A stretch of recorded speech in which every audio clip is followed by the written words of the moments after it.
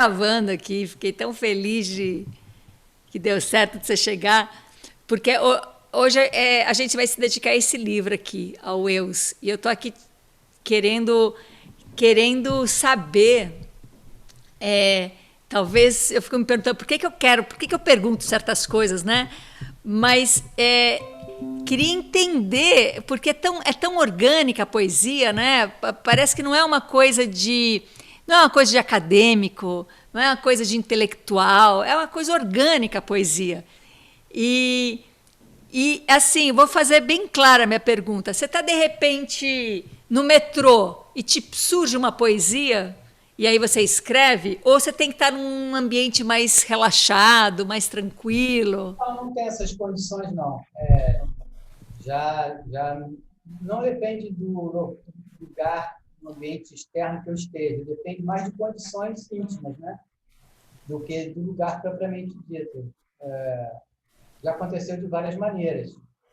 Já aconteceu, inclusive, essa foi a mais misteriosa de todas, uma poesia que me veio assim, eu estava muito antiga, eu namorava a minha primeira mulher, estava saindo da, eu morava numa vila, eu estava saindo da vila e de repente veio uma coisinha assim, já mais ou menos pronta e rimada na minha cabeça, eu só dei uma arrumada e já era. Mas normalmente não, normalmente eu tenho uma motivação, tenho alguma coisa sobre a qual eu queira escrever, mas alguma coisa que esteja me mobilizando naquela época, né? Naquele momento. Não é alguma coisa que eu vou procurar receber.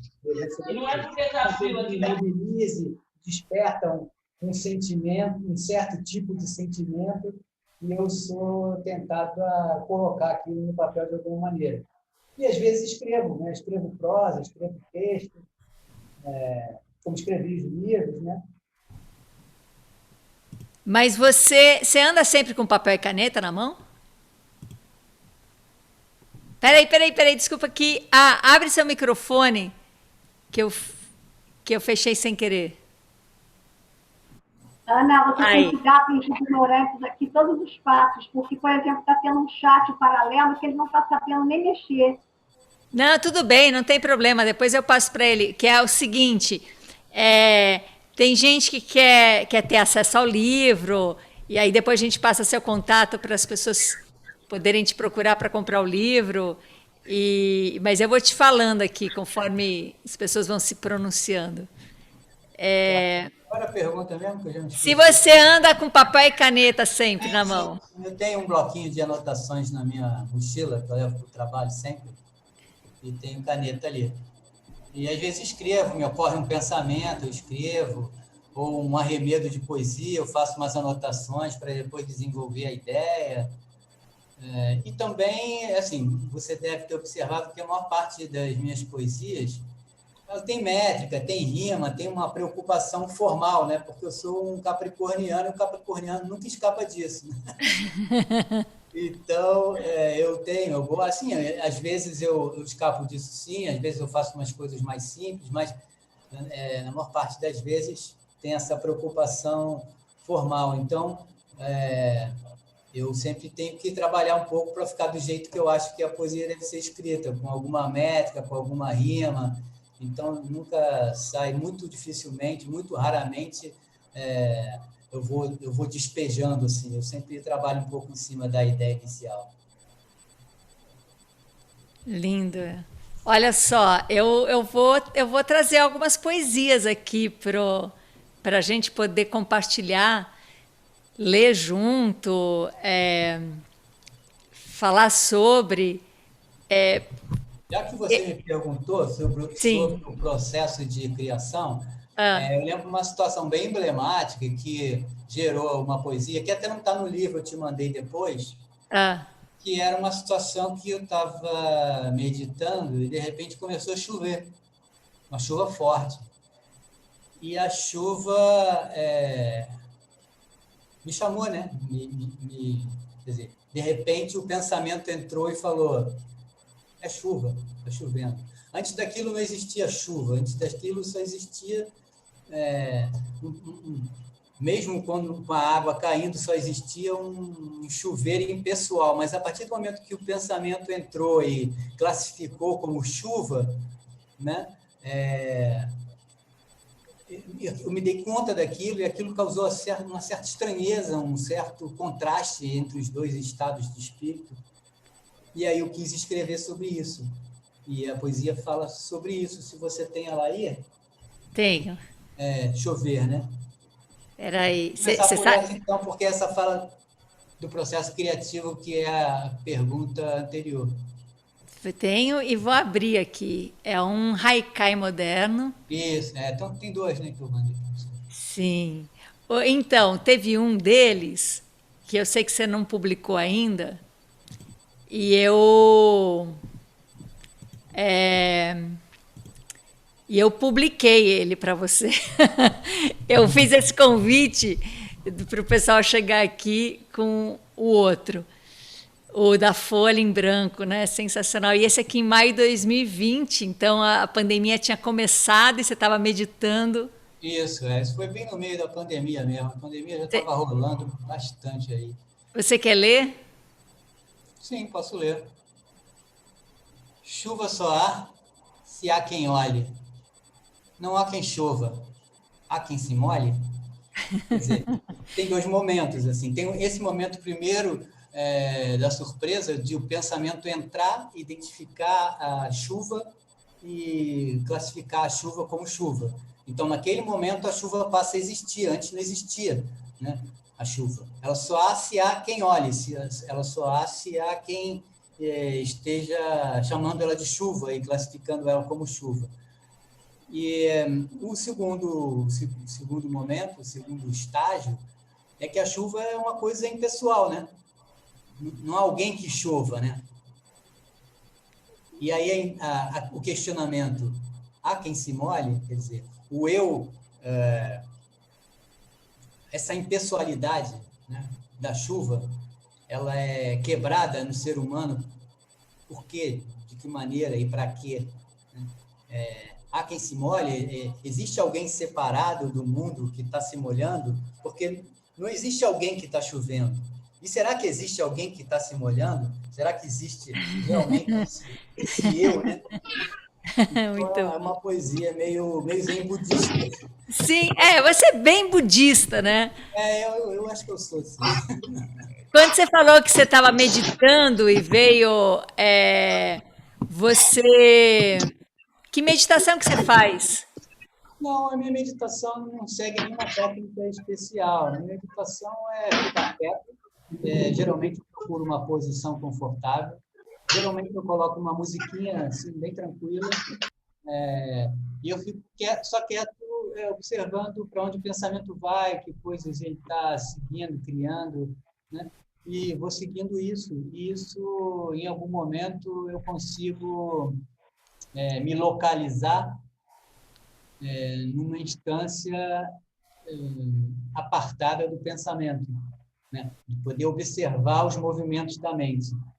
E esse lugar de onde a gente observa os movimentos da mente é um lugar de muita quietude, de muita integração com tudo, né?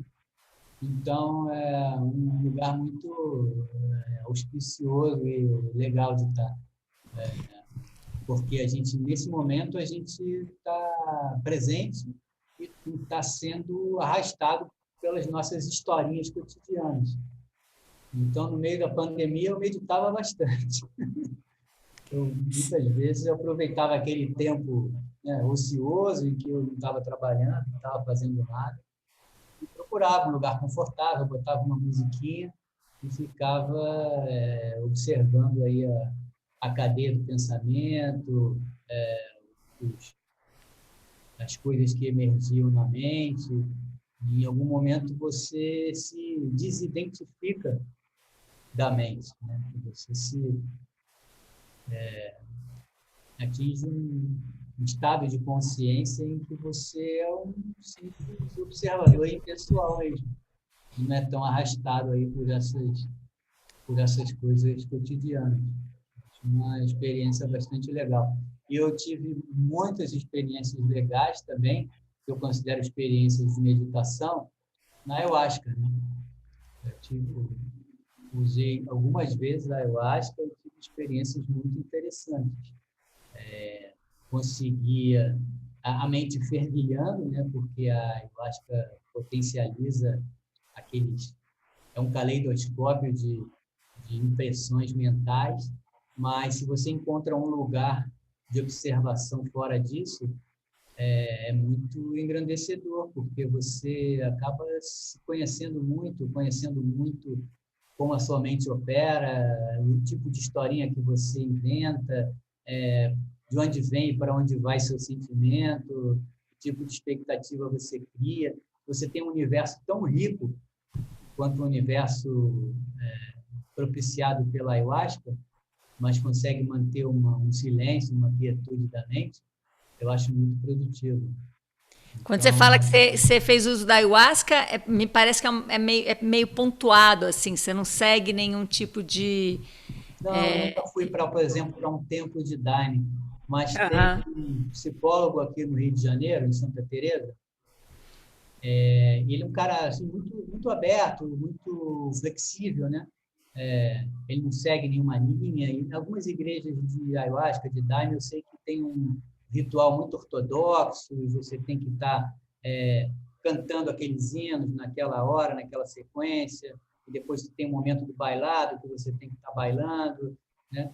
Tem homens de um lado, mulheres do outro, e esse esquema assim, muito ortodoxo nunca me interessou muito, mas na casa desse cara, ele faz umas sessões com ayahuasca, ele é psicólogo junguiano, transpessoal, ele tem conhecimento legal de mitologia, é um estudioso de várias coisas, e ele faz umas sessões lá com ayahuasca que são bem interessantes. Você não tem que estar muito preso a nenhuma coisa. Se você quiser deitar, você deita. Se você quiser dormir, você dorme. Se você quiser cantar, você canta. Tem gente que passeia, tem gente que dança, tem gente que faz movimentos espontâneos com as mãos, assume posturas. Quer dizer, cada um faz a sua viagem lá com muita liberdade. E era lá que eu ia. Quase todas as minhas experiências de ayahuasca foram lá. Mas Depois você não tem ido mais? um tempo que eu não vou, tem bastante tempo que eu não vou. Depois eu tive também a mulher de um amigo meu, que era uma ayahuasqueira, uma xamanesa, e isso aí sim era num lugar bem dentro da natureza, lá no sítio deles, e ela fazia umas sessões, e eu cheguei a participar também, foi bem legal. Eu acho que assim, você tomar num ambiente de contato com a natureza, uma noite bonita, de lua, de grilinhos cantando, acho que favorece bastante. Mas favorece, mas é aquilo que você fala, né? É o que está dentro da gente é que vai dar realmente o tom da experiência, né? Com certeza. Olha, quando eu li os 3 livros antes da gente conversar. E para mim, você era um budista e da linha da vacuidade. Então, esse poema aqui que eu vou compartilhar foi o primeiro assim que me deu essa impressão, além de todo o livro do Tudo é Falso, inclusive isso, né? Mas o Templário, né? Olha só, um dia é claro, a gente se dá conta, em meio a tudo que foi conquistado, da vacuidade das coisas do mundo. E nesse instante, a gente se confronta com a descoberta que mais amedronta, há mais vazio em nosso traçado do que no espaço que serve de fundo. E a nossa vida, sim, vira ao contrário, pois o que mais nos parecer crível torna-se mais absurdo que o improvável. Então a gente se torna um templário, um cavalheiro errante e solitário, vagando a esmo no mundo impossível, fazendo versos sobre o imperscrutável. Me diz se você não é um budista. Então, mas olha só, uma observação. Você vê que tem uma preocupação com métrica, tem uma preocupação com rima constante, né? Minha poesia é toda assim, a maior parte ela é presa a essas referências aí, a essa forma. Né? Sim, mas teve essa experiência, tem essa experiência budista, né? Eu assim, eu já me interessei por muitas coisas, né? Assim, além da odontologia, fora da odontologia. Eu já fiz Faculdade de Belas Artes até um certo ponto, já fiz comunicação social até um certo ponto, já fiz filosofia, sei lá, talvez um mês ou dois, porque o ciclo básico de filosofia é extremamente chato, pesado, era bem diferente do que eu estava procurando, acabei largando. E já me interessei por coisas como astrologia, tarô, mitologia, psicologia junguiana, psicologia transpessoal, filosofia oriental, filosofia ocidental, já li alguns filósofos ocidentais, já me interessei pelo budismo, já me interessei pelo hinduísmo, mas eu nunca vesti muito a camisa de nada, assim, nunca tive nenhuma religião, nunca comprei o pacote fechado, né? Eu sempre tive muito interesse, muita curiosidade por várias linhas de pensamento, mas eu nunca comprei o pacote fechado. Assim. Eu acho que o grande problema da religião é isso, né? Você concorda com 2 ou 3 coisas e acha que tem que comprar o pacote, né? E aí tem outras coisas que você não concorda tanto, não sente tanto daquela maneira, mas já que está no pacote, você se obriga a engolir, né? Então, essa é uma dificuldade que eu tenho com religiões, por exemplo. Mesmo que tenha 2 ou 3 coisas que, de alguma forma, eu me identifique, ou de alguma forma me toque, eu fico com aquelas coisas e o que não me tocou e não me interessou, eu abandono para lá. Então, não posso me considerar um budista, né, nesse sentido. Né? Sim. Não posso me considerar um budista, não posso me considerar um hinduísta, não posso me considerar um astrólogo, um tarólogo, nem nada disso, porque eu fico ciscando aí pelas coisas que... Na verdade, o meu processo de seleção ele é muito próprio, né? E eu vou catando nas diferentes ideologias com as quais eu me envolvo, eu vou catando as coisas que eu acho que tem a ver comigo, que de alguma maneira me mobilizam. Vou fazendo assim. Nunca comprei esse pacote fechado aí das religiões. Eu acho que tem uma extrema dificuldade com isso. Sim, mesmo porque não te impede. Eu sou uma praticante da meditação na vacuidade e eu não sou budista. E não tenho nenhum interesse em ser, e nem por isso eu me sinto fazendo alguma coisa errada, né? Porque, assim, na verdade, a mensagem central do budismo, ela não tem nada a ver com botar uma roupa amarela nem raspar a cabeça, né? Então, é uma mensagem muito diferente, né? Mas o budismo, assim, enquanto religião, ele acaba comprando esses dogmas, né? E certos rituais, e fazer isso daquela maneira. Eu fui à Tailândia, tem que acender 3 incensos, um que é um não sei o quê do Buda, o pensamento do Buda, a ação do Buda. É cheio de rituais que, no fundo, não combinam nada com a essência do budismo, que é a vacuidade, o abandono de todas essas formalidades e de todas essas coisas desnecessárias. De acordo com a própria doutrina do Buda, o encontro é um encontro, né, com esse ser, né, isento de contaminação por todas as historinhas do mundo exterior, esse encontro com você mesmo, mas todas essas coisas periféricas, essa coisa de você botar um manto laranja, raspar a cabeça, eu acho que são até meio contraditórias em relação à essência do budismo. Então, tem várias linhas de budismo, inclusive, todas elas muito diferentes. Né? Sim, sim, e que às vezes até entram em conflito entre elas. Sim, Você tem essa poesia aqui que fala disso, que fala sobre como também é uma armadilha, porque às vezes a gente é ninguém e mesmo assim se torna alguém. Você tem essa aqui, olha, que é muito contemporânea, a selfie, Dezenas de paparazzi andariam atrás de mim se eu fosse um grande artista, um cientista, um bambambam. Como sou desconhecido, ignorante, chinfrim, eu mesmo me fotografo e depois posto no Instagram. Então,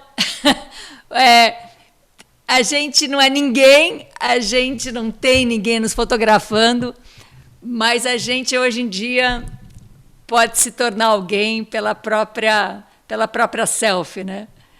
É muito louco isso aí, né, cara? Assim como as pessoas estão se transformando em celebridades para um número muito reduzido de pessoas.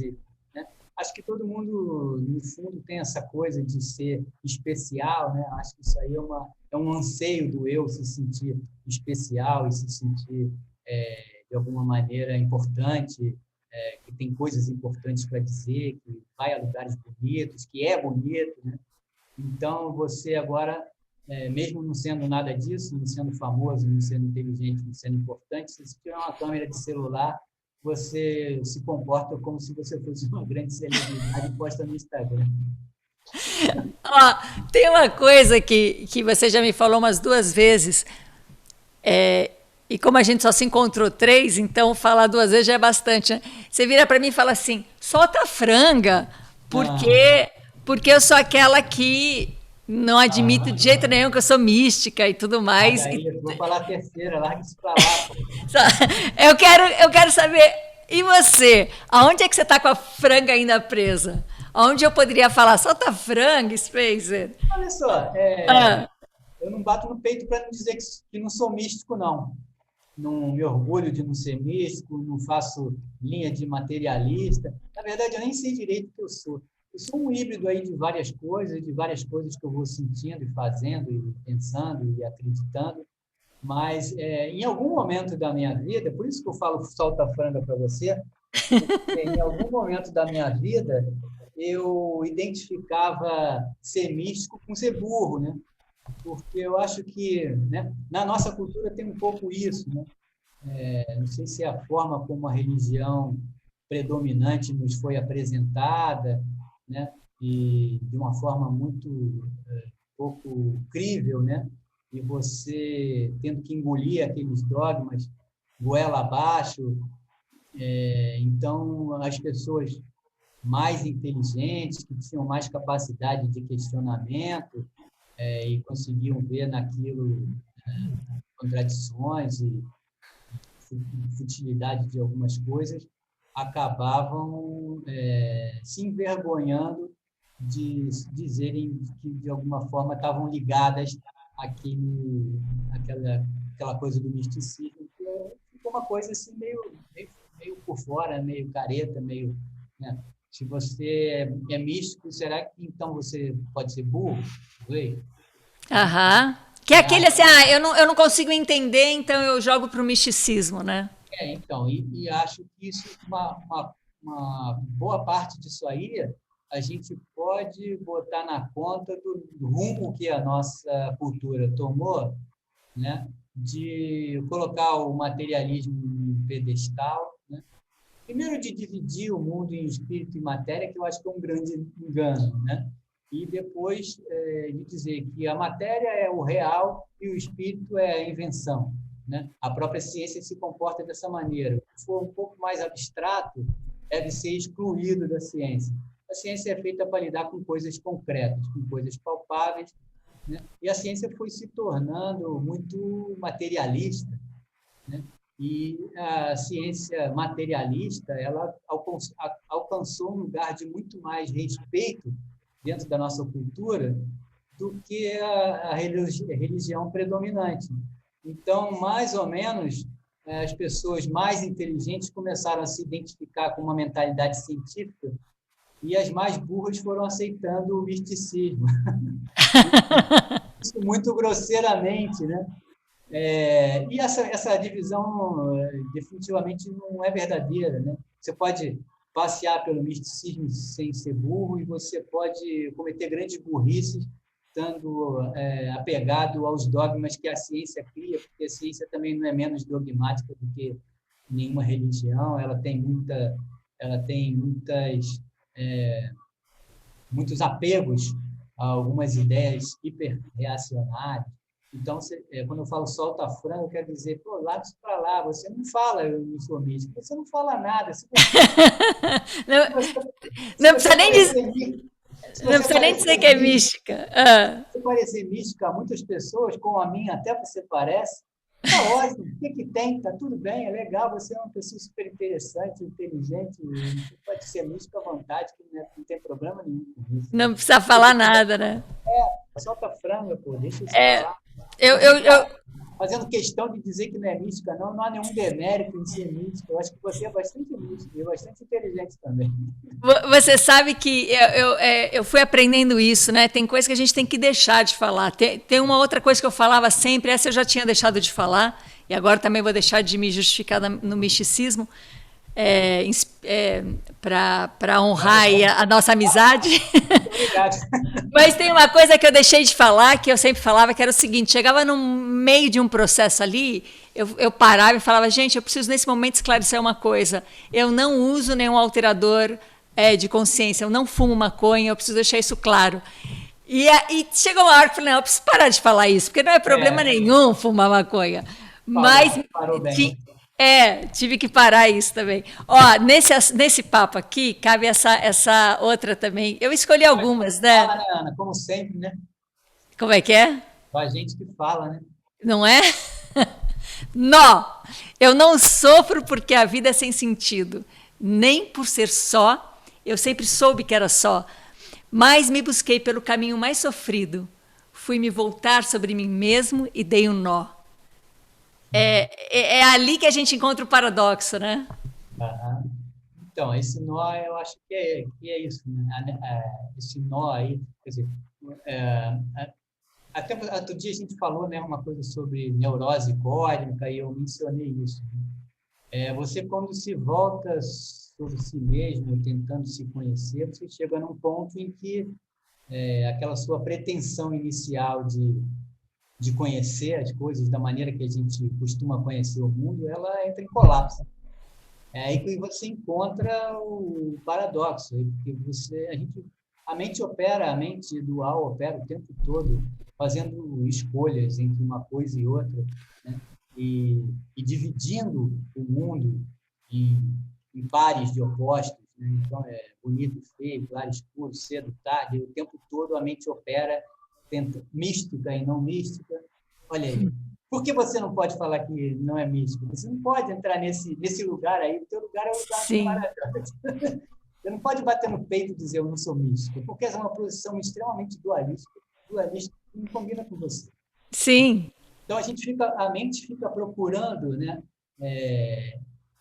se encontrar e encontrar verdades, uma ou outra, né? E, em um determinado momento, como isso é tudo invenção, como isso é tudo criação da mente, esse mundo dualista aí que a mente cria, né? Essa forma de viver dualista que a mente cria, ela tem que entrar em colapso, né? total. O nó é um pouco isso aí, né? Que você se volta sobre si. O nó o que é, né? Você pega uma linha, volta ela sobre si mesmo, passa no mesmo buraco que está, quando você puxa, ela dá um nó, você fica travado naquilo, né? Então, o pensamento, ele leva a gente para esses caminhos, né? A gente leva a gente para uma tentativa de autoconhecimento, mas se você não afrouxar o nó do pensamento, tem uma hora que você fica travado. E eu acho Sim, que isso é uma boa definição para a neurose, por exemplo. Você, né, se voltar sobre si mesmo e dar um nó. Acho que é um sim. nó que, né, acaba obstruindo a tua vida, te amarrando, te fazendo sofrer, né, de alguma maneira. Então, o nó é nesse sentido. E é nesse sentido que o paradoxo vai ficando muito necessário, porque para desatar um nó, você precisa de um paradoxo, né? Exato, pois é. Porque o nó ele é fruto dessa busca, né, dessa procura de explicar, esclarecer, discernir, sempre de uma forma dualista, num certo momento, outro dia eu te falei numa conversa nossa aí, e eu acho que o paradoxo ele é o último suspiro do pensamento, né? Quer dizer, o pensamento dualista ele vai se voltando sobre si, vai tentando se analisar, e chega um momento que toda aquela fantasia da divisão que ele criou, né, naquele mundo dualista, ele não consegue sustentar, né? Que não é uma coisa ou outra, é uma coisa e outra. E aí o pensamento não consegue aguentar isso. Então, ou você abre mão, né, de tudo que você teve apegado na criação desse mundo, ou então você enlouquece, fica maluco. Sim, sim. Ó, eu escolhi uma outra aqui porque a gente aqui em casa começou a ganhar ritmo de uns anos para cá de ritualizar, de viver o processo da mudança das estações. E a gente acabou de viver isso, né? No sábado a gente teve o outono chegou. E por vários motivos foi um dia que a gente não conseguiu se organizar para fazer um ritual. E aí o que eu fiz foi um ritual pessoal e aí eu li essa poesia, essa sua poesia, Solidão. A solidão com seu silêncio oco me despertou nessa manhã de outono para me mostrar como eu estava louco, me sacudiu, me fez perder o sono, me escancarou a sua boca muda e me apertou o coração nas mãos. Apavorado, quis pedir ajuda, mas ela riu dos meus esforços vãos. Ainda era cedo, o quarto estava escuro, mas tateando, levantei no breu, me deparei com seu semblante duro, fitei seus olhos. Ela era eu. Esse foi o meu ritual de outono desse ano. Acho lindo quando a solidão te leva para um lugar de solitude, como eu acho lindo como a tristeza te leva para um lugar de sensibilidade. Poesia foi no auge da minha separação. Olha. E a minha separação, meu processo de separação do primeiro casamento, ele foi muito, muito produtivo, assim, em termos de... Foi quando escrevi. Em termos de poesia. Em termos de expressão, né? De forma de expressão. Eu escrevi O Senhor dos Paradoxos no meu processo de separação do primeiro casamento, e eu escrevi muitas poesias, escrevi muitas coisas, muitos textos, porque a gente acaba voltando, né? E eu acho que é um momento em que você frustra as suas expectativas em relação ao mundo exterior, e frustrar as suas expectativas em relação ao mundo exterior é uma ótima forma de você se voltar para o mundo interior e encontrar coisas que você não estava se preocupando em olhar, não estava, né, talvez até não estava querendo olhar, né? Porque olhar para si mesmo é uma coisa um pouco desconfortável às vezes. Então, você prefere viver na brincadeira aí, no mundo externo, no quais, na fantasia de que, né, aquelas coisas de alguma maneira. Existe uma expressão, né, que é usada assim como uma atividade muito desejável, que é você se distrair, né? Pô, vamos fazer isso, vamos se distrair, né? A gente vai para a praia, vai para o cinema, a gente precisa se distrair, né? Mas, no final das contas, o que a gente mais faz é se distrair. O tempo todo a gente está procurando coisas no mundo externo para apenas se distrair e nunca se voltar para aquelas questões que são essenciais, que são fundamentais. No momento em que isso tudo, né, toda coisa que você inventou, né, do seu casamento, por exemplo, né, você sofre... Você também já me contou de uma experiência de traição que te gerou bons frutos, né, em termos de autoconhecimento. No momento em que esse mundo fictício aí, onde você se distrai, esse mundo externo que você pretende perfeito, ele começa a te frustrar, aí você, mesmo não querendo, mesmo preferindo a distração, mesmo querendo quais, você encontra essas portas fechadas, né? E aí você é obrigado a, mesmo não querendo, se voltar para dentro. Você encontra coisas bastante interessantes, e muito mais significativas e muito mais transformadoras do que você encontra no cinema, no parque de diversão, Sim. boa parte dos lugares lá de fora. Sim, uma das coisas que encontra é essa energia andrógena, né? Que a gente tem, começa a se desidentificar. E aí é quando o poeta consegue escrever sobre o feminino, que é que você tem poesia também sobre o feminino. Como é que é esse lugar de escrever o feminino? Então, pois é outra invenção, né? A coisa essa poesia sobre o feminino, ela também foi escrita no meu processo de separação, porque colapsou no mundo exterior a divisão entre o homem, eu, e a mulher, ela, né? Aquele par perfeito de opostos que sacia o pensamento, um homem e uma mulher complementares, né? Do lado de fora, e de repente aquilo entra em colapso e você, frustrado pela impossibilidade de não conseguir fugir para isso, né? Você acaba tendo que se voltar para dentro, e aí você, de alguma maneira, descobre que o feminino não é uma coisa lá fora, né? E que você não é um homem, só homem, e lá fora tem mulheres, né? E homens, meninos vestem azul e meninas vestem rosa. Essas coisas começam a não fazer sentido, né? Sim. Então você começa a descobrir que o feminino é uma coisa aqui dentro também, não é uma coisa lá fora. E aí surge isso, né? O feminino. O feminino tem milhões de caras, milhões de olhos e milhões de bocas, milhões de almas, todas elas loucas, milhões de joias, todas elas raras. O feminino, quando está no cio, explode em formas de infinitas cores, texturas, sons, odores e sabores. Por trás de tudo, o poder do vazio. Eu naufraguei no mar do feminino, e a sereia que encontrei no fundo cantou-me todas as canções do mundo. Me fez sonhar, e eu me tornei menino. Embriagado de tanta inocência, adormecido nos braços da diva, sonhei com a morte, e ela estava viva. Sonhei com a vida, e ela era a ausência.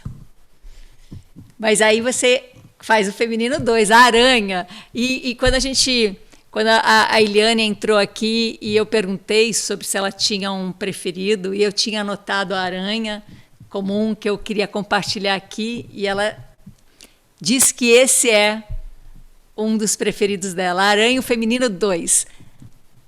A aranha tece sua teia com inocência e formosura, lenta e pacientemente, talvez por necessidade, talvez por simples rotina. Ela nem sabe o que trama a trama do seu tecido. E quando o inseto do ocaso, conduzido pela sina, transportado pelo acaso, prende as asas na urdidura, ela nem sabe o que sente.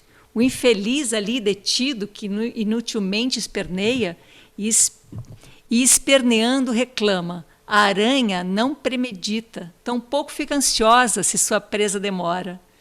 Ela vive no presente, apenas expressa a vontade de algo maior do que si. E quando a mão da desdita, sorrateira e caprichosa, coloca o inseto ali, aproxima-se silente e sem remorso, o devora.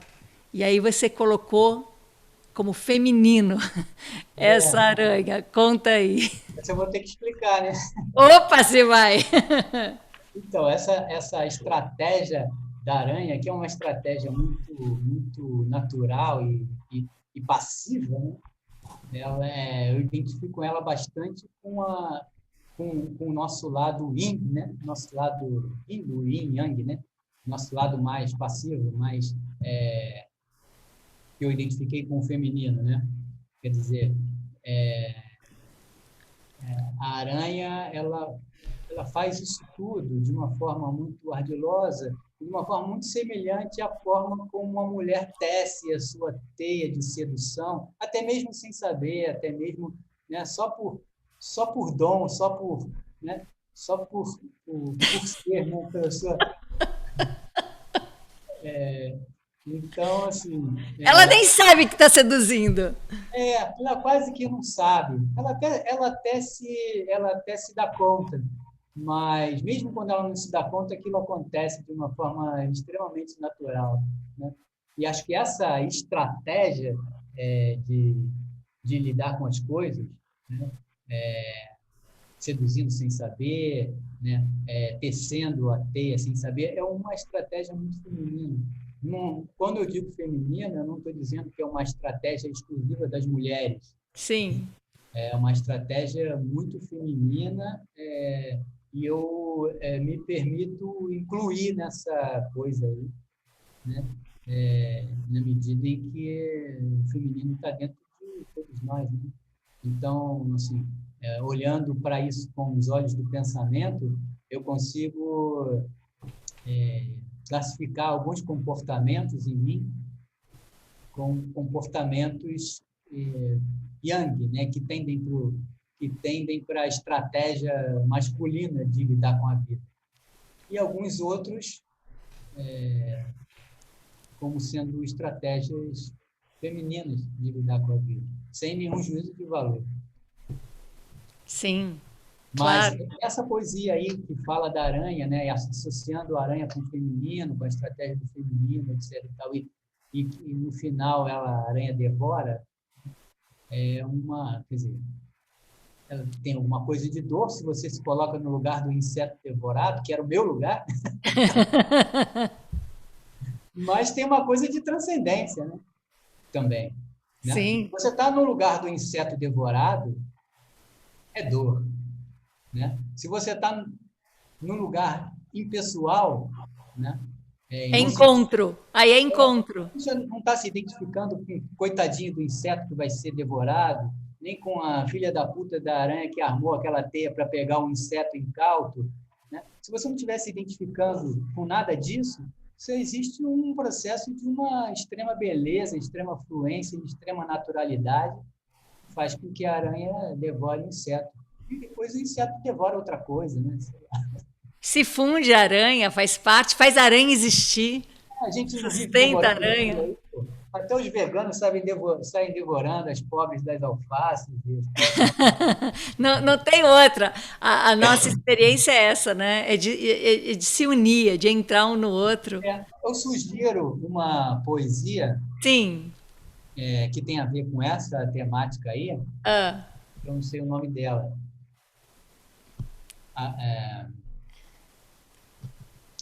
E você lembra dela? Sim.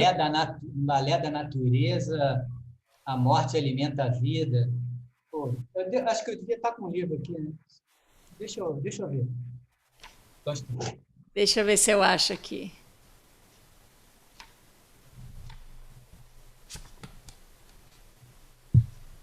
Ela começa dessa maneira? Eu acho que o nome dela... Já achei. Unidade. Chama Unidade. Isso. Eu vou pôr para você ler. Bota aí, então. Peraí.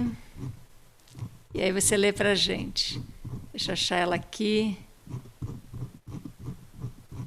Unidade, página 94. Achei. Espera aí que eu vou pôr na tela.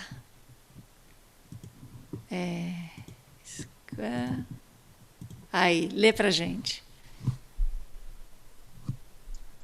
No balé da natureza, a morte alimenta a vida. Atados pelo amor, a serviço da beleza, a presa e o predador celebram sua unidade. E, na cruenta ferida, crua carne e cruel dente se irmanam sob a vontade do sempre eterno presente. É essa transcendência, né? Se você não tiver identificado com o predador, com o cruel predador, e nem com o pobre a pobre da presa, na cruenta ferida, né? Na ferida sangrenta, a crua carne e o cruel dente se irmanam sob a vontade do sempre eterno presente. No final das contas, o que existe é só isso. Só existe o presente sem nenhum juízo de valor, sem nenhum vilão, sem nenhuma vítima, né? Atados pelo amor, unidos pela beleza. E é o balé da natureza. A morte alimenta a vida constantemente, sem que nenhum dos Sem vítima e sem algoz. Isso, pois é, sem que nenhum dos envolvidos nessa luta precise ser classificado como vilão ou como... Porque é um balé, e porque é uma unidade, né? Que se separa e se reencontra.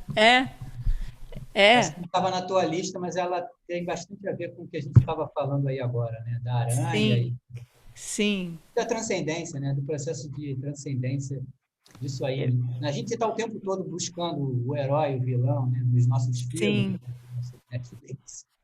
Você tem... Esses adjetivos, né? O dente cruel, quer dizer, você está vendo um filmezinho lá no National Geographic, e você se identifica com a zebra, porque a pobre da leoa, ou a desgraçada da leoa vai devorar a pobre da zebra. Mas na natureza não tem nada disso. Né? Isso faz parte do balé, né? Isso faz parte dessa maneira que acontece. A zebra, depois ela vai e come o capim. É uma guerra, mas ao mesmo tempo é um balé. Eu acho que Ana, essa... Fala. Ana, é o Denis. Diga lá, Denis. Só um detalhe biológico, que eu não me aguento, né? Denis é um biólogo. Diga lá. Daí, a vida da aranha, na verdade, ela começa quando ela nasce com muitas irmãs. Tipo, uma aranha, ela coloca assim, uma fêmea que está na teia, ela vai botar tipo 5.000, 8.000 ovos, e a primeira alimentação da aranha são as irmãs, né?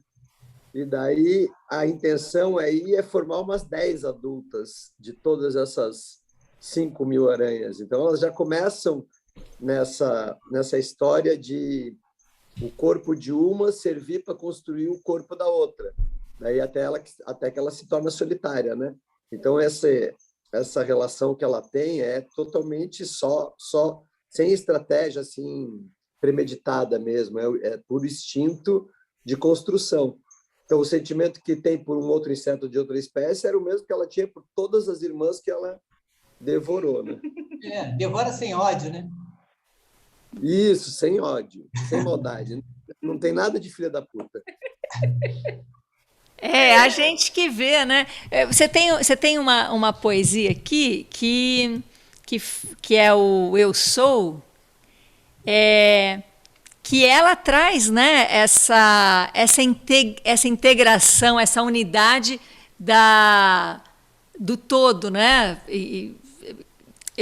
Quando você come o pão, estou em cada mordida, eu sou a verdade da vida, porquanto a vida é ilusão. Eu sou a luz do caminho, eu sou o sangue de Cristo, quando você bebe o vinho. Se você bebe, eu existo. Quando o cálice esvazia, você não me encontra lá, pois sempre estou no que há, mas nunca estou no que havia. Toda a estrada leva a mim, quando você trilha a estrada, mas quando você chega ao fim, no fim não encontra nada, porque eu era o próprio passo pelo qual você seguia. Na busca, você me cria. Na chegada, eu me desfaço. É lindo isso, é lindo. Eu gosto bastante também. É lindo. É um eu sou tudo junto e misturado, né? Então, esse eu sou é um eu sou não personalista, não, né? Então, eu sou impessoal, né? Que não tá naquela coisa, não está no vinho, não está no final. Na busca você me cria, na chegada eu me desfaço. Faz parte do nosso processo de evolução, da nossa caminhada, criar verdades, criar verdades transitórias, né? Então, Deus talvez seja uma dessas verdades transitórias. E eu estou aí está falando, né, desse lugar de impessoalidade aí. Na busca você me cria, na chegada eu me desfaço. Quer dizer, é legítimo criar deuses no nosso processo de relação com a vida, mas tem um ponto que você tem que encontrar essa vacuidade, né? Esse vazio, esse silêncio. Olha só, o Renan te pergunta o seguinte: o que é a impessoalidade para uma individualidade? Como pode o impessoal ou visão do impessoal surgir do pessoal? Silenciando o pensamento. É a única maneira que você consegue, enquanto pessoa, e aí, nesse momento, essa pessoalidade tem uma chance de se desfazer, se você começa a não acompanhar a sua historinha pessoal e a não se identificar com os seus dramas pessoais e a não se identificar com as suas expectativas, você começa a descobrir que existe, sim, um eu sou, mas que não é exatamente aquele que você pensava que era. É possível encontrar um eu sou que não seja identificado com as suas historinhas pessoais. Mas, para isso, você tem que silenciar o pensamento, porque a natureza do pensamento é criar historinhas, se apegar a elas, criar dramas pessoais e criar conflitos. Né? Esse lugar, na filosofia, a gente fala sobre essa imaginação virar pensamento. Então, eu começo uma narrativa e começo uma imaginação e acredito que eu estou pensando, né? E, na verdade, podemos chamar isso de pensamento, como você está falando agora. Mas, se a gente quiser destrinchar um pouco mais, é uma imaginação que se coloca no lugar do pensamento. Você está imaginando a coisa, né? É uma, né? Quando eu falo pensamento, assim, as palavras servem para... Sim. A gente dá o sentido, claro. Não, super. A gente usar palavras, né? Porque senão não acontece o que a gente está fazendo aqui. Claro. Mas as palavras têm limitações, né? Então, quando eu falo do pensamento, é uma palavra que eu acho boa para revelar o criador dessas historinhas, mas servem outras palavras também. Imaginação, por exemplo, é uma ótima palavra. E nenhuma é ruim, né? Mas é o lugar que você dá, onde você fica enganchado ali e acha que... Agora, só uma última observação em cima da pergunta do meu amigo Renan. O pensamento, né, esse eu pessoal, ele nunca vai encontrar a impessoalidade. O máximo que ele pode fazer é ficar quieto, que a impessoalidade já está lá. Né? A gente fica achando que a mente humana, o cérebro, produz consciência. A gente vive o tempo todo achando que a consciência é produzida pelo cérebro, quando, na verdade, o cérebro é produzido pela consciência. Quem produz o cérebro? Né? Como se chegou, seja qual for o caminho, né? Seja o caminho, né, absurdo do acaso, ou seja o caminho místico de alguma intencionalidade prévia, né, para se chegar a uma forma de vida tão complexa, como um órgão extremamente complexo como o cérebro. Como isso aconteceu? Isso aconteceu, né, sem nenhum tipo de consciência. A natureza, ela mostra consciência em cada momento, em cada passo, em cada coisa que você olha, tem consciência. Quando eu falo consciência, não é só intencionalidade, propósito, né? Quando eu falo consciência, é integração, né? Consciência é uma coisa muito mais ampla, muito mais extensa do que a gente está acostumado a relacionar. Né? A consciência a gente quase que identifica com o pensamento.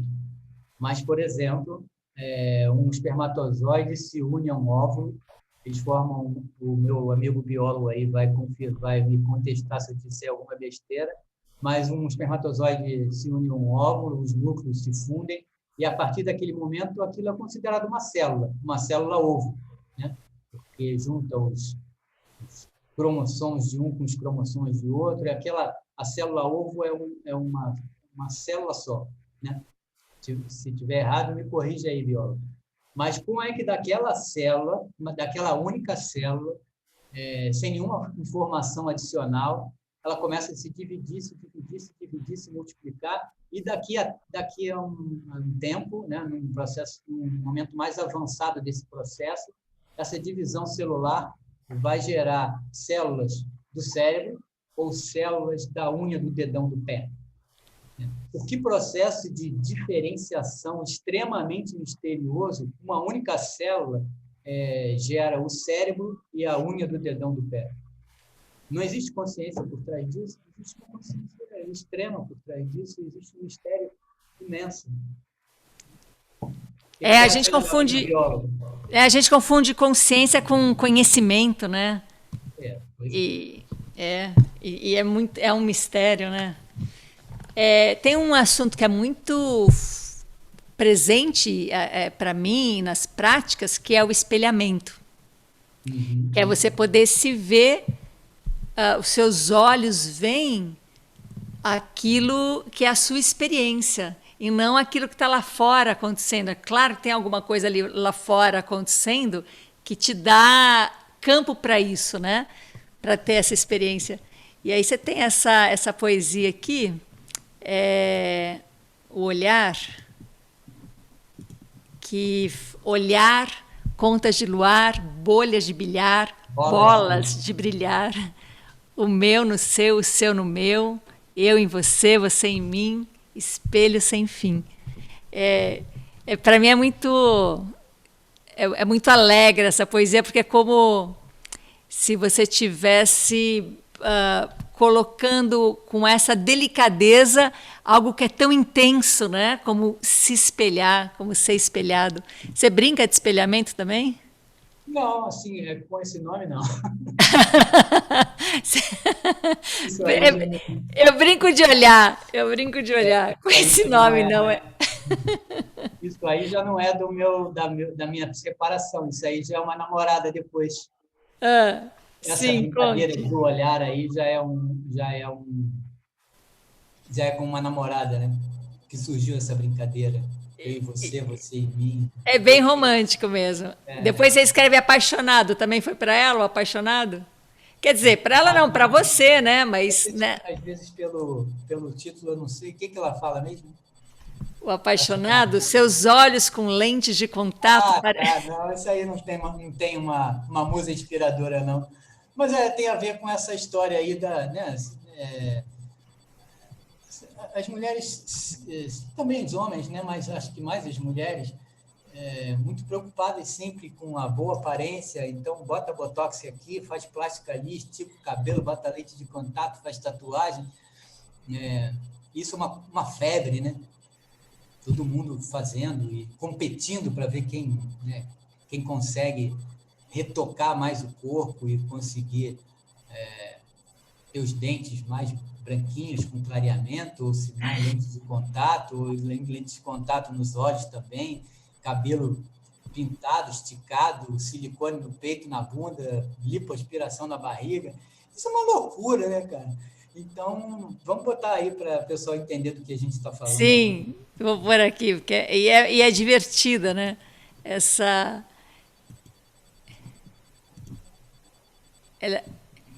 Você quer ler? Seus olhos com lentes de contato parecem azuis de fato, e de seus cílios postiços emanam incríveis feitiços. Seus cabelos tingidos de mutantes coloridos aguçam os meus sentidos. Seus lábios, quando pintados, tornam-se mais cobiçados. Seus dentes de implante são algo de alucinante. E esse botox na boca é uma coisa muito louca. Seu rosto de blush corado está sempre iluminado, e sua pele de plástica tem uma lisura fantástica. O silicone nos peitos deixa-os rígidos, perfeitos. Sua barriga de lipoaspiração é simplesmente um tesão. Sem falar nessa cintura, milagre da lipoescultura, e nessas suas tatuagens que inspiram mil sacanagens. Embevecido eu fico com seus glúteos de silico. E essa roupa sensual me deixa passando mal. Seu vestido decotado me deixa sobressaltado. E esse seu salto alto só aumenta o sobressalto. Seus gemidos fingidos, simulações de prazer, adentram os meus ouvidos e fazem meu corpo arder. mas ando meio bolado. Será que eu sou um mané de estar apaixonado pelo que você não é? É sensacional. Me apaixonei por tudo isso que você não é. Eu não sei se vocês têm a expressão mané aí, não tem? Sim, total. Carioca. É Bolado, brasileira. Bolado tem? Bolado também. Tem. Não sei se a gente aprendeu com os cariocas, mas a gente tem aqui. É muito bom. Muito bom. Você tem um humor, né? Que ele está sempre aparecendo, né? Que ele não cabe dentro de você, assim, ele transborda, né? Ana, Poesia, que eu tenho quase certeza. Oi. posso pedir uma coisa? Quando vocês lerem a poesia, diz a página, porque eu estou seguindo, mas meu livro está para lá de mexido, que eu gravo. Ah, tá. Página por página, para poder chegar lendo junto com você. E Tá. onde é que você está? Para quem tem um livro, facilita para buscar. Obrigada. Tá certo. Ó, é muito fã essa sua irmã, né? Ela é a minha tiete, pô. Quem? Eu não falei, eu falei. Quando você não estava aqui, eu dedurei logo a minha tia aqui. Falou tudo. Adoro essa, engodo. É um engodo, não existe Deus nenhum lá fora. Eu, profano, ele sagrado. Ele, o lótus, eu, o lodo. Eu, errado, ele, certo. Ele, grande, eu, pequeno. Eu, a parte, ele, o todo. Ele sempre, eu ainda esperando a sua vinda. Não virá. Não existe Deus nenhum lá fora. Só existe um estado pleno, todo em um, sem ruído. Existe tudo que há. Agora, eu incluído. Esse estava na página 90, esqueci de te falar antes. Mas eu estava com ela aberta. Tá, é muito boa essa poesia. Tá na tela aí, pô. Vamos pra tela aí. Larga esse Não, mas eu gosto de ler porque a tela é pequenininha. Viu? Gostaria de fazer um comentário em relação a essa. Sim, Dili, fala, Dili. Na verdade, é um comentário relativo ao livro que eu li, que é o primeiro, né? E aí não vou aqui dar spoiler, mas quando eu peguei no primeiro momento, assim, a en passant, aí eu olhei assim, gente, o Cristo não tem uma ressurreição, fiquei curioso com uma ressurreição, né? E aí quando chega a morte do Cristo, aí tu diz, nossa, é isso mesmo, morreu, ok. E esse poema me trouxe uma completude em relação a essa morte do Cristo do primeiro livro também, né? É interessante a tua observação.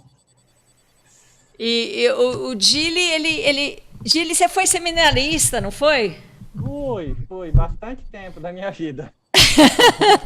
Foi ele que me mandou aquela mensagem que eu compartilhei com vocês, Spencer, que ele vai mandar para um amigo que é padre. Para um padre, tem certeza que o padre não vai se ofender. Não vai. Vai adorar, com certeza. Muito bom. Olha, a gente está chegando ao final desse nosso encontro. Mas espera aí, vou trazer mais uma. Aqui. Uma poesia que eu sabia que você não ia ler. Fala! Qual? Sofrostato. Ela passa muito despercebida. Você teve uma pessoa que gostou dela. Espera aí. Deixa eu achar ela, né? Mas eu acho ela interessante porque ela chama a atenção para um mecanismo da vida que eu acho ele muito presente, mas ele é muito inconsciente também. Espera aí, deixa eu achar ela. Fala dela, que eu já vou achar e a gente... Eu lembro desse título. Aqui tá. 63. Eliane. Que você achava que eu não ia ler? Não, você não ia. Ninguém liga para ela, mas eu quero fazer um comentário sobre ela. Então vamos lá, ó. Essa é a poesia de que ninguém liga para ela. Lê pra gente e faz a gente ligar para ela. Aí tem um pouco de... Quando eu falo que ninguém liga, tem um pouco de chantagem emocional, porque eu sou capricorniano, mas eu tenho ascendente peixes. Claro. Diga lá, lê pra gente. Sofrimento, cada um tem sua cota. Uma justa e individual medida, estipulada em época remota e mantida durante toda a vida. E para manter o nível ideal, existe um sofrostato natural que regula não mais do que se aguenta, não menos do que se acha que merece. Se sobrar, uma parte a gente esquece. Se faltar, uma parte a gente inventa. É muito bom. Eu acho muito legal isso aí, porque observo muito isso na minha vida, né? Nas pessoas. A gente tem uma certa medida de sofrimento e de prazer de que a gente se acha merecedor inconscientemente, que eu estou chamando de sofrostato, né? Sofrostato é esse mecanismo de autorregulação, né? Para manter aqueles níveis, né? De sofrimento e prazer que a gente acha que combina com a nossa existência, né? E se faltar, a gente inventa, e se sobrar, a gente esquece. Porque a regulagem tá, né? Isso, pois é. Uma justa e individual medida estipulada em época remota e mantida durante toda a vida. E para manter o nível ideal, existe um sofrostato natural que regula não mais do que se aguenta, não menos do que se acha que merece. Se sobrar uma parte, a gente esquece. Se faltar uma parte, a gente inventa. Claro. Não, sensacional. Tem alguma outra que você quer que eu... Não, essa é a única quer me reclamar antes? Não, essa é a única que eu tinha certeza que você ia esquecer, mas que eu gostaria de falar. Olha só a intimidade já que a gente tem. Ó, tá vendo? Estamos começando até a brigar já, né, Ana? Não, de poder dizer, ó, sabia que você ia esquecer. Sabia que você não ia ver que eu cortei o cabelo. Ó, não, tem uma aqui. Na verdade, a gente podia ficar aqui, né, a noite inteira, ler todas, depois ler os livros, se divertir muito aqui junto. Tem essa aqui que... Mas a gente ainda vai conversar. Quem quiser... Eu sei que tem gente aqui que quer ter o livro, comprar o livro, a gente já... Mas tem aqui, né? Não me direis. Não me direis o que há lá fora, não me direis onde é aqui, não me direis quando é agora. Cada mortal sabe de si, cada alma é um mosteiro. Qualquer escolha é liberdade, qualquer lugar é o mundo inteiro. Cada segundo é a eternidade. Toda forma é uma miragem. Todo ganho é uma ilusão. Toda perda é uma passagem. Qualquer regra é uma prisão. Qualquer crença é uma piada. Os santos são todos ateus. Toda estrada leva ao nada. Todo nada leva a Deus. É genial. Você sabe que a minha filha fez uma música para essa coisa. Minha filha, não sei se você sabe, né? Minha filha é cantora. Não sabia. Cantora, ela compõe, e agora ela está cantando fado. Depois eu vou te mandar umas coisas dela. Ela Sim. E ela fez uma música para isso aí, entrou num festival aí de colégio, aí foi aclamadíssimo. Não me lembro se ganhou, mas e ela estudava num colégio de freira, né? Aham. E assim, uma coisa que poderia ser meio ofensiva para um colégio de freira, mas as próprias freiras gostaram, meus alunos, professores, não sei o quê. E aí eu comentei com ela que a poesia não foi tão mal vista, porque dizia que toda estrada leva ao nada e todo nada leva a Deus, mas terminando assim com Deus, né? Alguma coisa que leva a Deus, ela tinha... ela salva, né? Porque se parasse os santos são todos ateus, talvez ali... Leva ao nada, aí talvez...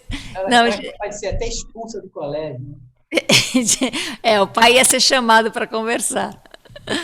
Meu querido, conta aí... Quem quiser... Bom, você manda, né? Me manda a sua filha cantando, que eu quero muito. Vou te mandar pelo WhatsApp. Ela tem um Instagram lá. E ela manda. Tá fado, né? É engraçado, porque ela tem 34 anos e quase que ninguém canta. Agora ela achou em São Paulo um guitarrista de fado. Porque São Paulo é muito mais... né, profícuo em possibilidades de todos os tipos, né, profissionais e artísticos. Como ela chama? Ananda. E como é que é o nome artístico dela, Ananda? Ananda Botelho Mendes. Ananda Botelho. Ah, vou procurar. Que lindo. E agora ela achou aí um guitarrista de fado em São Paulo que eles estão se enamorando aí, ele por ela e ela por ele. Ela tem um grupo de fado aqui no Rio, mas é um negócio meio... E aí tem dificuldade de se reunir, porque cada um deles é músico de uma outra coisa, aí fica aquele negócio. E aí ela tá... Agora, não sei por que ela, de um tempo para cá, ela focou no fado e ela está se especializando cada vez mais no fado. Que lindo. Ela realmente é muito bonita e canta muito bem. E ela canta com sotaque? Não, ela canta sem sotaque. Agora, tem uma coisa que ela está me dizendo, que é na forma de cantar o fado, que são os rodriguinhos. Aham. Rodriguinhos é como os portugueses chamam uma certa firula que a cantora do fado faz, né? Eu não saberia nem explicar direito como é que isso acontece, mas quem começa a se embrenhar no fado mesmo, mais profundamente, começa a perceber que tem uma nota prolongada, um certo tremido, né? Que são umas firulas que as cantoras de fado fazem. Então, ela agora está se especializando nos rodriguinhos. E fado é uma poesia cantada, né? O fado é bacana pra caramba. Ela veio a gostar de fado, porque ela é uma garota de 34 anos. As pessoas dessa idade geralmente não sabem nem direito que fado existe. Mas eu gostava muito de fado. E ela, quando era criança, eu escutava fado e mostrava para ela e chamava atenção, porque as letras dos fados costumam ser muito boas. Eu sou muito ligado na letra, né, na poesia. Aham. E é muito difícil você encontrar um fado com uma letra qualquer, escrita de qualquer maneira. Você não encontra um fado com uma letra de axé, né? As letras do fado são mais elaboradas, são mais, né, rimadas, são mais profundas. E eu muito sempre seduzido aí pela letra, né, pela poesia. Quando ela era pequena, eu chamava atenção, mostrava, olha que bacana isso aqui. Tem uma que... Bom, não sei, vamos deixar. Você está quase cantando para a gente. Eu estava tentando, se eu tivesse lembrado, eu tinha cantado, mas é a falta de memória. Que pena. Spencer. E aí ela ficou com aquilo no subconsciente. Sim. O fado era legal, não sei o quê. Depois, mais lá na frente, ela foi encontrar o fado e, realmente o fado é muito legal, né? E aí agora ela entende muito mais de fado que eu, acompanha muito mais fado do que eu. E a gente vai acompanhar ela. Quem sabe ela vem fazer uma conversa com a gente também. Isso é uma delícia. É uma figura muito especial. Né? Uma pessoa muito consciente, muito lúcida, muito bacana, muito meiga. Não é porque minha filha não, se você vier a conhecer, você vai ver como ela é uma pessoa especial. Eu tenho muito orgulho de ter tido essa filha. Eu não sei onde foi que eu acertei. Em tudo. Acertou em existir. Spencer, conta, quem quiser comprar algum livro seu, por onde entra em contato? Por e-mail? Eu tenho recebido muito contato por e-mail, né? Eu tenho postado aí para as pessoas. Fala, então, eu vou pôr aqui seu e-mail. Me lembra ele, é Spencer... Não, Mendes Spencer. Mendes primeiro, é verdade. Mendes Spencer... Tem um número, né? Algarismo 7, 7, @gmail.com. Aí procura, fala direto com ele. Tem gente aqui do Rio. Até hoje, umas pessoas me fizeram contato aí por e-mail para pedir livro, não sei o quê, mas amanhã vai entrar esse lockdown aqui. Não sei se Me fala uma coisa, o Mendes e Spencer são dois S. Dois S, tá? Só para saber se eu pus certo. Então, super. Spencer, que delícia. Obrigada. Aquele negócio do Jô, né? Lembra do Jô? Do final. Quando a entrevista era boa, todo mundo falava. Olha, o que é legal é você ter quebrado essa sua pequena resistência ao encontro virtual. E quem sabe você toma gosto, porque é uma delícia, né? É uma delícia estar aqui nessa sala, te ouvindo, conversando. tivessem participado aí, dado os pitaquinhos, como fez o nosso amigo biólogo, como fez o nosso amigo teólogo, né? Sim, Mas mas um encontro de muita gente assim pode ser complicado, né? não, é que na verdade eu e você a gente fala tanto que a muito. gente não dá muita chance. Mas houve um chat assim paralelo acontecendo. Para eu não perder muito a concentração, eu não fico lendo, né? Mas olha, que delícia de conversa, a Karina falou, como é bom escutar. A Diana falou, fez vários comentários, né, sobre a conversa, que aí depois você vai ler, eu vou te passar e você vai ler essa participação aqui. Mas alguém quer abrir o microfone antes da gente... Eu quero. Diga. Ana, eu vou pedir ao Cristinho para me dar o seu e-mail, alguma coisa, que eu vou ter um papo com você a respeito dessa equinócio de outono, que eu vivenciei esse equinócio de outono ontem, através da instituição que eu estudo filosofia moda clássica, que é a Nova Acrópole. Teve toda uma cerimônia, eu acho que você vai gostar de saber. Eu vou conversar com você sobre isso. Vou gostar muito. Sim, o Spencer te passa meu contato, vou gostar muito. Obrigada. Já que você já ritualizou as estações durante muito tempo, eu ontem vivenciei esse rito da passagem do outono, que é muito interessante essa passagem. Me passa. E já que eu sou amiga do seu irmão, né? Amiga de irmão é amiga da gente, né? É verdade. Tem que levar o pacote completo. Não pode levar um só, não. Tem que levar o pacote completo. Pacote completo aqui. É isso, gente, queridas, queridos. Obrigada por essa companhia. Talvez... Obrigado aí pela presença. Sim, talvez também... Eu que comecei a fazer muitos encontros online, eu fiquei muito surpreso quanto a presença das pessoas e o ouvido, mesmo uma escuta silenciosa, ela é muito ativa, né? Ela é muito inspiradora. Então, com certeza, muita coisa que você falou aqui, que você viveu aqui, surgiu por causa desse campo, dessas pessoas aqui presentes. Né? A interação foi muito além de mim e de você. Então, a tia quer perguntar uma coisa. Claro, tia, abre aí o microfone. É rapidinho. Eu queria saber se Spencer ele daria uma aula de métrica. Se eu chamar ele, não sei se ele topa. Porque esse é um segredo de ouro que eu queria muito aprender. Não entendi. Se você quer ser professor de métrica, se você daria aula. Deus me livre. Deus me livre. Mas é uma dica. Deus me livre. Olha, se ele topasse, a gente já ia fazer um grupo aqui. Se ele vier a topar, a gente faz. Se ele não topar, uma boa maneira de aprender métrica é por cordel. E aí eu posso te passar a métrica do cordel, porque e te passar até contato de cordelistas que ajudam e ensina bastante. Mas quem sabe o Spencer muda de ideia e ele abre um grupo, um professor. Não tenho essa vontade de fazer isso, não.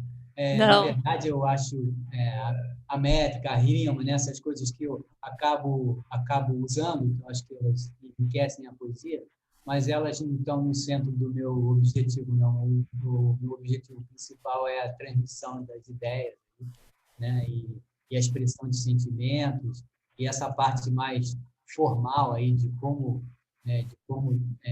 construir formalmente a poesia, eu prefiro deixar para outras pessoas, até porque não tenho didática para isso, e também não tenho nenhuma vontade de fazer.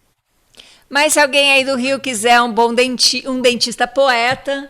Cara, acabei de pensar isso, nesse instante. Eu falei, cara, porque eu tô precisando de dentista, eu tô sem dentista. Eu falei, gente, será que ele ainda tá atuando como dentista? Porque tem Total! Ele é dentista. Ele é dentista. De vez em quando. Então eu já vou botar lá no e-mail. Diana, deixa eu abrir aqui. É que eu tô cozinhando ao mesmo tempo, por isso que eu tô com a câmera fechada. Sou um transcendentista.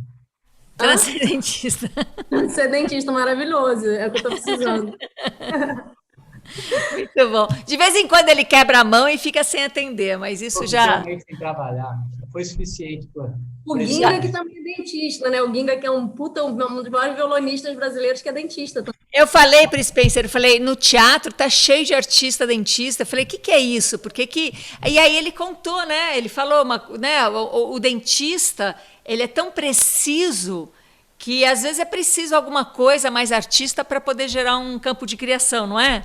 Na minha opinião, eu acho que as pessoas que têm uma sensibilidade assim e são dentistas por profissão, elas acabam ficando um pouco frustradas pelo tecnicismo da odontologia, porque a odontologia é uma profissão extremamente técnica, que tem uma noção de certo e errado extremamente rígida, né? Então, não tem muito espaço para subjetividade, não. Na odontologia, quanto menos subjetividade entrar, melhor, né? A coisa tem um nível de objetividade muito rigoroso. Então, eu acho que essa carência, né? Essa frustração da subjetividade na profissão, a gente acaba procurando outros canais de expressão. Sim, essencial, né? Claro. A Mariana quer saber em que bairro você atende. Eu trabalho no centro. E mora na Tijuca. Largo da Carioca. Você mora na Tijuca?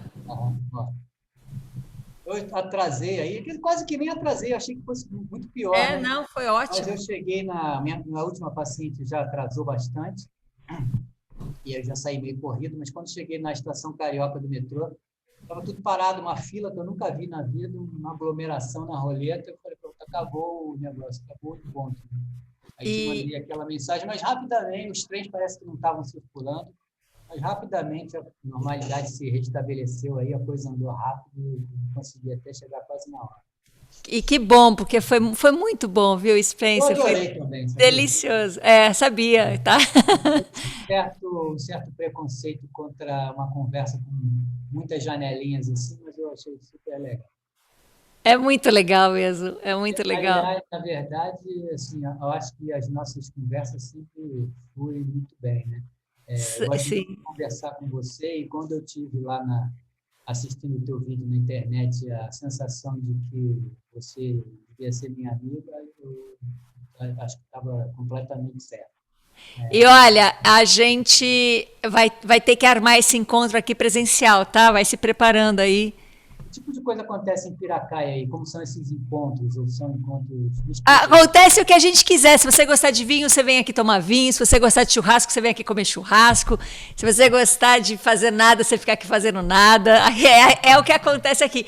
E, como eu já te contei, acho que na primeira conversa que a gente teve, a gente está criando uma vila aqui, onde você vai ter o contato com o biólogo, a tia vai ficar te perturbando em relação a métricas. Essa vila aqui de moradores vai... Uma vizinha sua que falou comigo essa semana, é a Clarissa, né? Essa é uma vizinha que já está aqui. Então olha, você não vai ter tédio aqui. Então, pode chegar que a gente vai estar aqui te esperando, viu, querido? O Spencer acredita que não vai mais escrever livros, que já deu. Eu aposto que você vai escrever ainda, que vai ter um transbordamento que não vai caber e vai ter que escrever. Então, a gente está no aguardo, sem pressão nenhuma. Quem sabe na minha próxima separação, né? Não, a gente não vai desejar nada disso, mas se precisar de uma separação para o livro, paciência, que seja feita. Querido, um beijo grande. Legal, Ana. Obrigado aí, pessoal. Valeu. Nos falamos, viu? Nos fala tchau, gente. Um beijo grande. Eu aviso aí, vou inventar mais alguma coisa com Spencer e aviso vocês, tá? Beijo. Ana, muito prazer. Bom descanso. Tchau, boa noite. Boa noite.